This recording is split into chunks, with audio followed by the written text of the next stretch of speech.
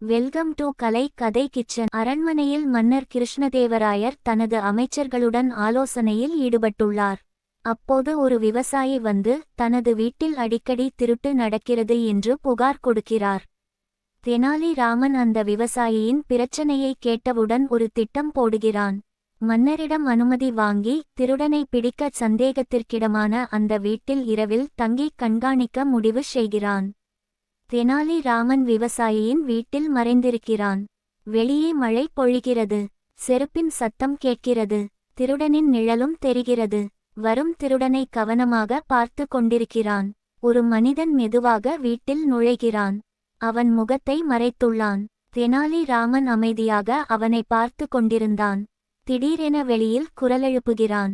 திருடன் பயந்து ஓடுகிறான். ஆனால் தெனாலி ராமன் அவனை துரத்தி பிடித்து அவன் முகத்தை வெளிப்படுத்துகிறான். திருடன் மற்றவர்கள் சந்தேகப்பட்ட பழைய வேலைக்காரன் என்று தெரிய வருகிறது. மறுநாள் அரண்மனையில் மன்னர் தெனாலி ராமனின் புத்திசாலித்தனத்திற்கு பாராட்டு தெரிவிக்கிறார். மக்கள் எல்லோரும் சந்தோஷமாக வாழ ஆரம்பிக்கிறார்கள். இக்கதையின் கருத்து: புத்திசாலித்தனமும் தெளிவான மனமும் சிக்கலான சூழ்நிலையையும் சமாளிக்க உதவும். நன்றி.